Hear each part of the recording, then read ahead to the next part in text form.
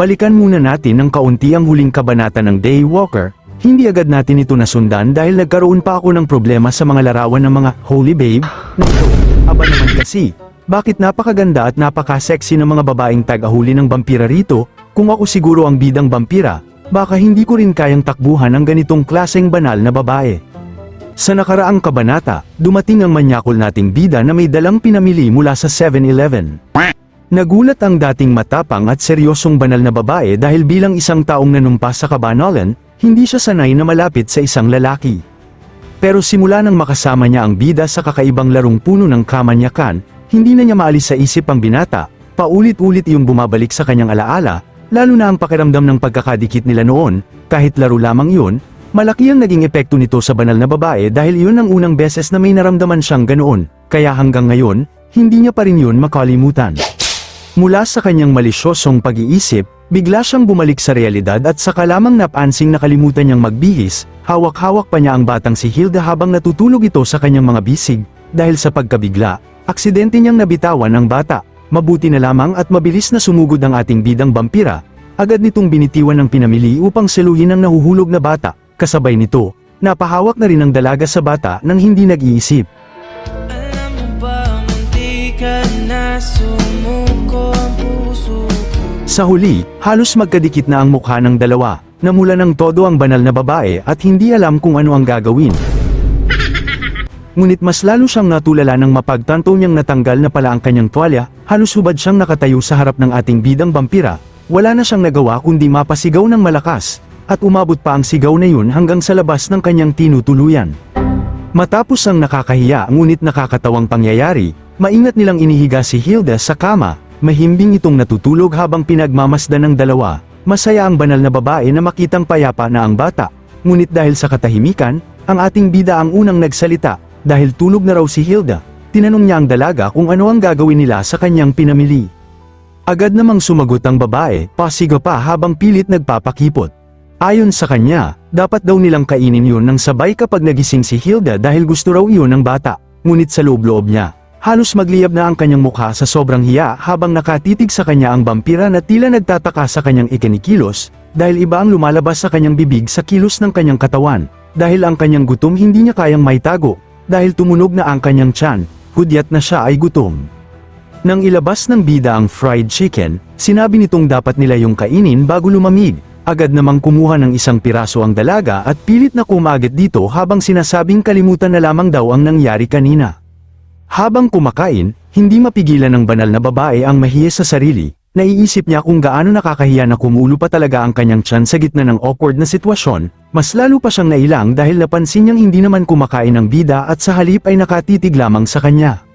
Samantala, ang ating bidang lalaki ay tahimik lamang na nakamasid sa banal na babae habang ito'y kumakain, pulang-pula ang mukha ng dalaga kaya hindi na niya napigil ang tanungin kung bakit ito nakatitig at kung bakit hindi pa ito kumakain. Doon nagpaliwanag ang bida na bilang isang vampira, wala naman talagang saysay sa kanya ang normal na pagkain, at doon tila natauhan ng banal na babae, para bang sandali niyang nakalimutang isang ang vampira ang lalaking nasa harapan niya. Patuloy pang nagpaliwanag ang bida tungkol sa pag-inom ng dugo. Nabanggit niya na dati ay binigyan siya ni Mirror ng dugo. Ngunit tila naghahanap pa rin siya ng ibang paraan bilang huling opsyon, hindi pa man niya natatapos ang sinasabi ay biglang napasigaw ang banal na babae, halos may alok na nito ang sarili niyang dugo. Ngunit agad niyang pinigilan ang sarili bago pa niya tuluyang masabi yun, hindi tuloy ito narinig ng maayos ng bida kaya napatanong ito kung ano ang kanyang sinabi. Hindi agad nakasagot ang dalaga, pulang-pula ang kanyang mukha habang tinatakpan ng bibig at sinisisi ang sariling isip. Hindi niya maintindihan kung bakit niya naisip ialok ang kanyang dugo sa isang vampira gayong isa siyang banal na obispo. Nang muling tanungin ng bida kung ano ang ibig niyang sabihin tungkol sa dugo, agad naghanap ng palusot ang dalaga, pasiga niyang sinabi na wala siyang balak magbigay ng dugo at mas mabuting kay Mirror na lamang ito humingi. Napakamot na lamang sa ulo ang bida at sinabing hindi naman yun urgent, dahil doon ay nakahinga ng maluwag ang banal na babae, sa isip-isip niya, maayos naman niyang naitago ang kahihiyan. Ngunit hindi pa rin niya maiwasang sisihin ang larong balon popang na naging dahilan kung bakit tila kakaiba na ang kilos niya tuwing nakikita ang bida. Dahil sa sobrang kaba at hiya, agad siyang kumuha ng maiinom at nilaklak ang isang lata ng orange juice. Ngunit ilang sandali lang ay biglang lumaki ang kanyang mga mata, napansin niyang kakaiba ang lasa ng kanyang iniinom, kaya agad niya iyong naluwa nang wala sa oras.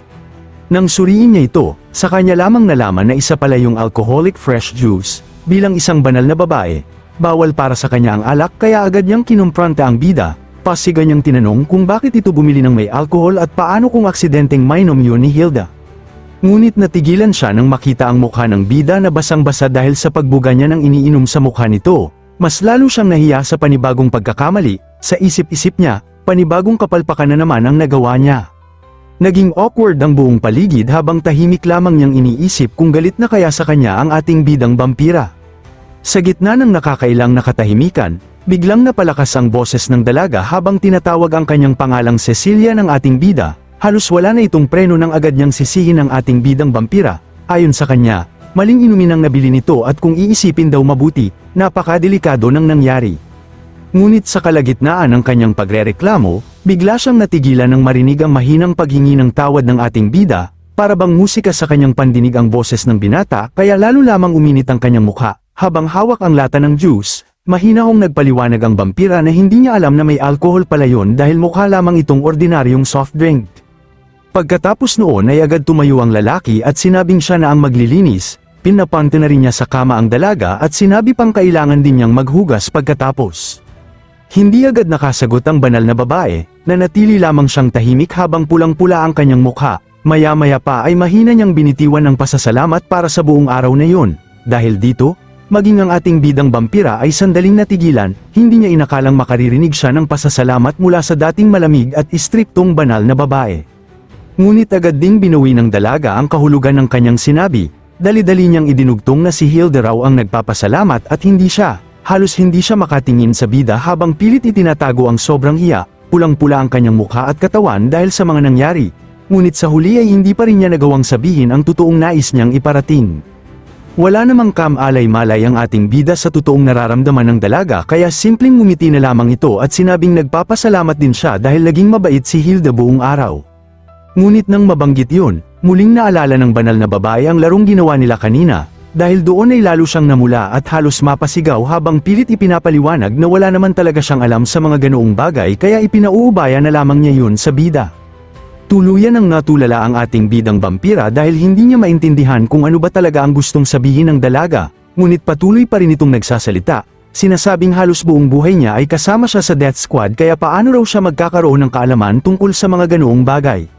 Pagod na rin marahil sa kahihiyan, mas mahinahon na niyang sinabi na huwag siyang hindi maintindihan dahil hindi naman talaga siya mahilig sa ganoong klaseng bagay. Napansin naman ng ating bidang lalaki na tila kakaiba ang kilos ng banal na babae, dahil doon ay lumapit ito at sinuri ang kanyang noo, nang makitang wala naman siyang lagnat, nagtataka nitong tinanong kung bakit napakapula ng kanyang mukha. Sa sobrang hiya, mabilis na nagdahilan ng dalaga at sinabing dahil yun sa alkohol. Ngunit nagtatakang sumagot ang lalaki dahil nakita naman niyang iniluwa nito halos lahat ng ininom, kaya dali-dali namang nagpaliwanag ang babae na may kaunti pa rin siyang nainom, upang patunayan yun at maitago ang totoong dahilan ng kanyang pamumula. Agad niyang dinampot ang isang lata ng alcoholic juice at tuluyang nilaklak yun. Ilang sandali lamang ay tila agad siyang tinamaan ng hilo. Mas lalo pang namula ang kanyang mukha bago niya mahinang batiin ng goodnight ang bida, ngunit kasunod noon ay biglang nagdilim ang kanyang paningin at tuluyan siyang nawala ng malay. Naiwan ang ating bidang vampira na litong-lito habang nakatingin sa nakahigang dalaga, hindi niya maiwasang isipin na tila sobrang kakaiba ng kilos nito ngayong araw, napapatanong na lamang siya sa sarili kung ganoon na ba talaga noon pa man ang ugali ng banal na babae.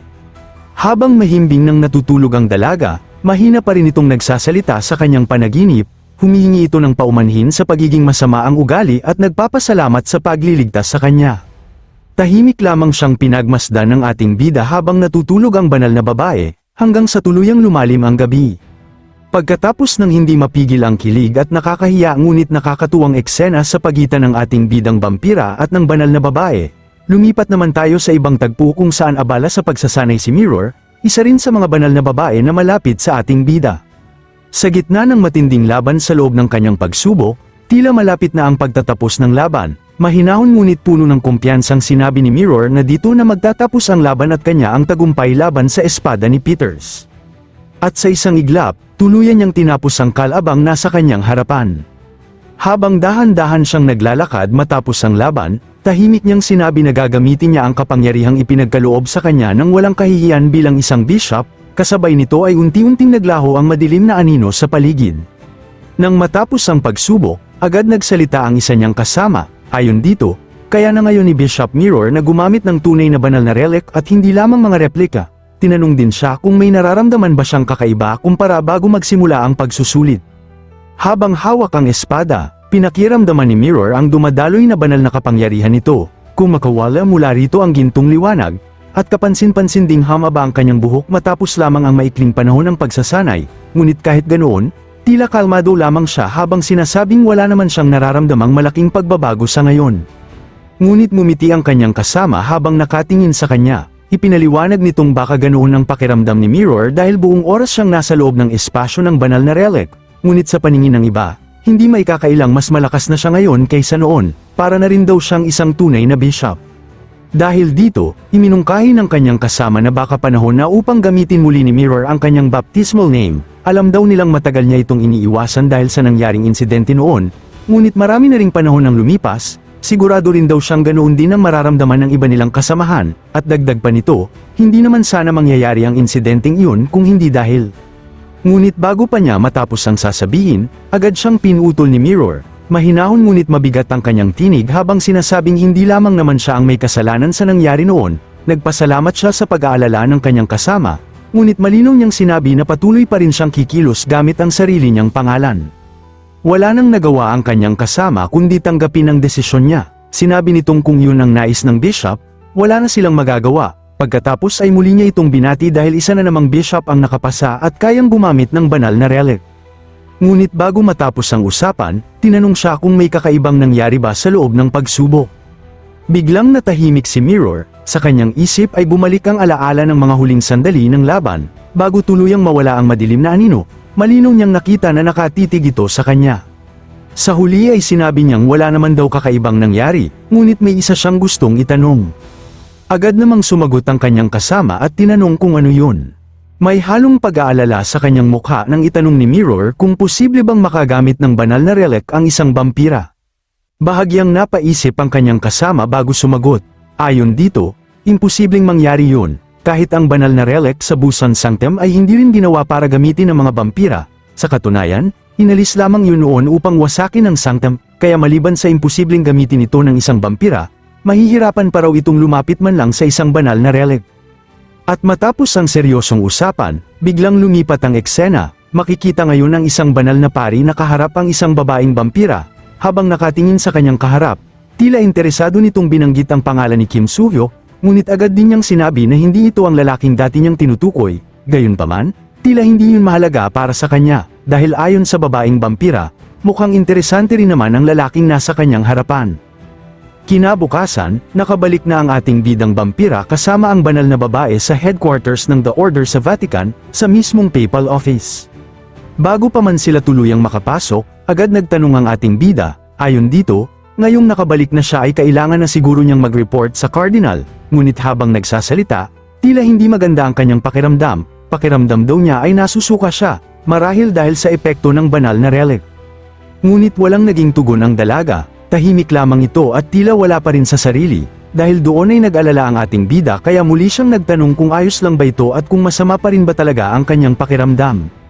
Hindi agad nakasagot ang banal na babae, putlang-putla ang kanyang mukha habang pilit inaalala ang mga nangyari kagabi. Sa kanyang isip, ramdam niyang may mali, naalala niya pa ang mga nangyari hanggang sa pag-alis ni Hilda, ngunit pagkatapos daw niyang magpakalasing kagabi, wala na siyang maalala. At doon lalo siyang kinabahan. Dahil ang huling malinaw niyang alaala ay paggising niya na halos walang maalala habang katabi ang ating bidang vampira. Bukod pa roon, ito pa raw mismo ang nagtanggal ng kanyang damit at walang kahihiyang natulog sa tabi niya. Dahil dito, nagsimulang magulo ang kanyang isip, hindi niya maiwasang maghinala kung may ginawa bang kakaiba ang lalaking yun habang siya ay walang malay. Ngunit habang lalo siyang nalulunod sa pag-iisip, bigla siyang natigilan. May isang alaala ang biglang bumalik sa kanyang isip. Noong gabing yun, lasing na lasing pala siyang tumayo bago niya biglang itinulak sa kama ang ating bida. Habang nakadagan dito, masaya pa niyang sinasabing sobrang saya raw ng balloon game nila kanina at gusto pa niyang umulit ng isa pang round. At doon tuluyang natulala ang banal na babae, dahil bigla niyang napagtanto na baka hindi ang bida ang may ginawang kakaiba, kundi siya mismo ang gumawa ng nakakahiya kagabi. Sa huli, pilit niyang kinalma ang sarili at ayaw munang magpadalos-dalos ng iniisip habang tahimik na umaasang hindi siya tuluyang napahiya sa kanyang ginawa.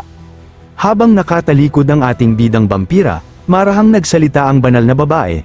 Halos kinakabahan pa itong nagtanong kung may nangyari ba talaga sa kanilang dalawa kagabi. Ngunit agad na natigilan ng bida, hindi siya kaagad nakasagot dahil sa pagbalik sa kanyang isip ng totoong nangyari noong nakaraang gabi, makikita sa kanyang mukha ang hirap at matinding pag-aalangan, na para bang ayaw na niyang maalala pa ang pangyayaring yun. Sa huli, tumalikod na lamang siya bago pilit na sinabing wala raw nangyari sa kanilang dalawa.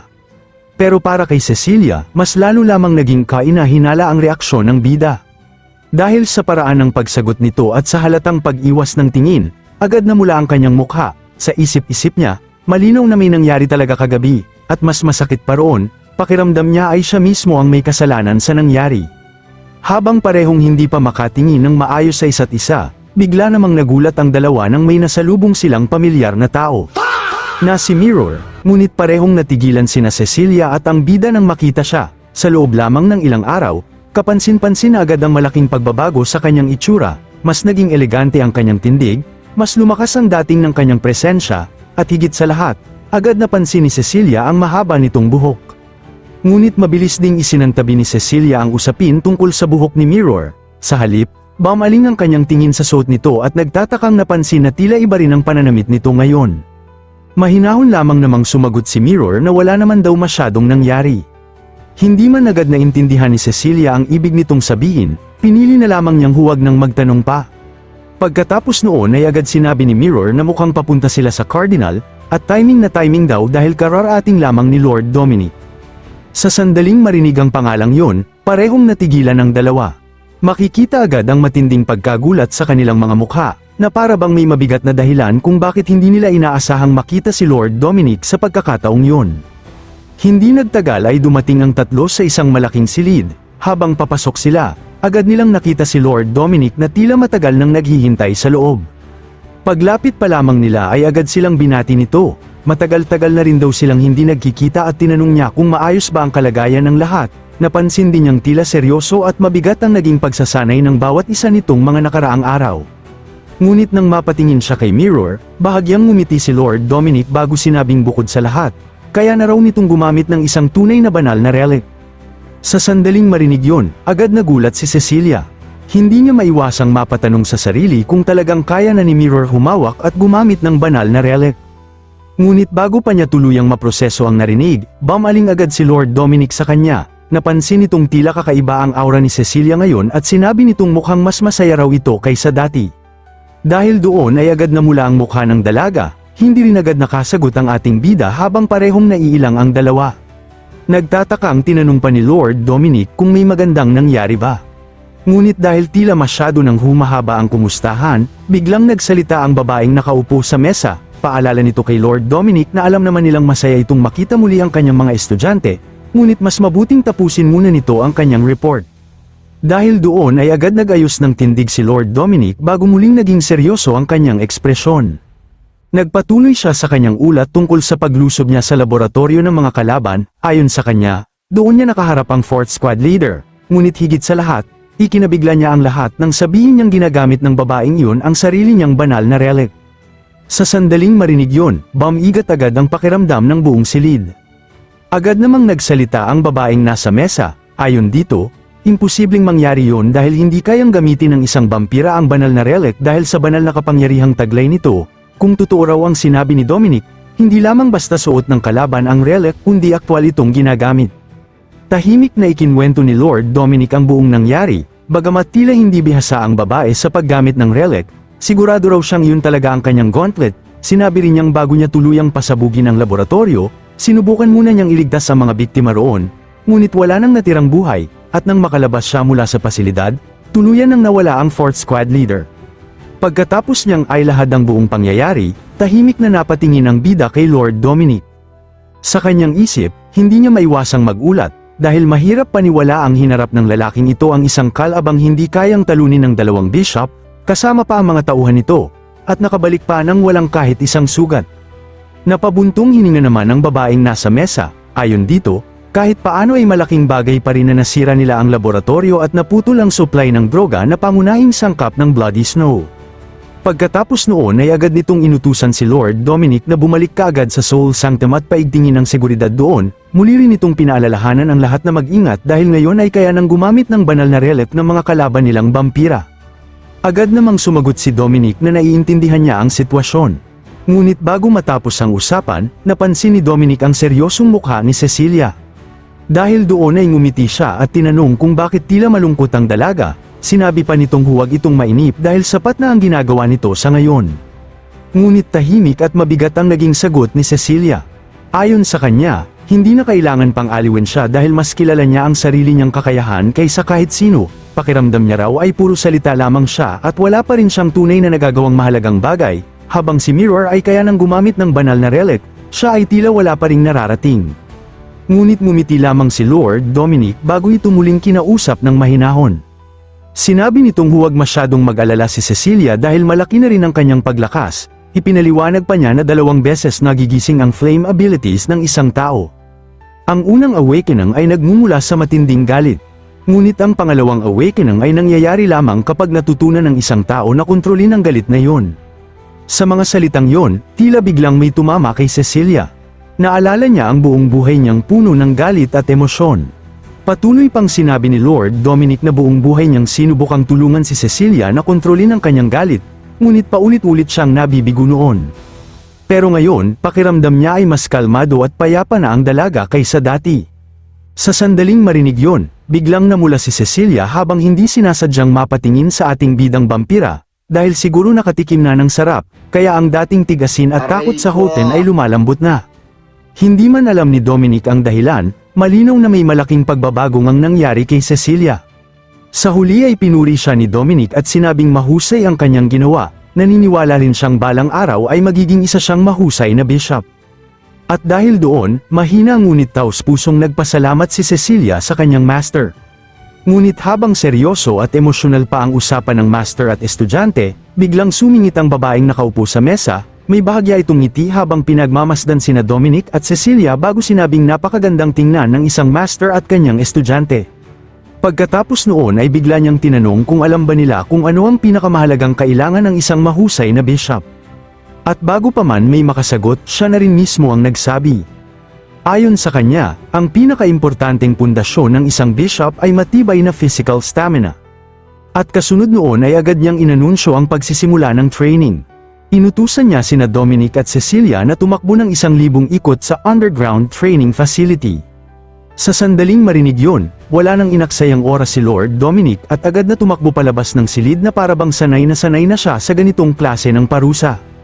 Ngunit hindi pa doon natapos ang utos ng babae, dahil sinabi pa niyang si Cecilia ay doble ang tatakbuhin dahil matagal itong nagpahinga. Halos mawala naman ng kulay ang mukha ng dalaga habang tinatanggap ang mabigat na training. Samantala, bago pa man makapag-react ng maayos ang ating bidang vampira, bigla siyang tinawag ng babae. Tahimik ngunit may kakaibang dating nitong sinabi na gusto niya siyang makausap sandali. Kaya habang naglalakad silang dalawa papunta sa isang pribadong lugar, muli nitong pinaalala ang pangako niya noon. Sinabi ng babae na nangako siyang ibibigay niya kay Suhyok ang anumang nais nito basta magtagumpay lamang ito sa kanyang misyon. At ngayon na matagumpay itong nakabalik, panahon na raw upang hingin nito ang nais na gantimpala. Pagdating nila sa isang pribadong silid, makikita ang babae na nakaupo sa kama sa komportableng posture habang tahimik na nakatingin sa ating bida. May mapang-akit ngunit kalmadong aura ang kanyang kilos habang tinatanong kung ano nga ba ang nais hingin ni Suhyok mula sa kanya.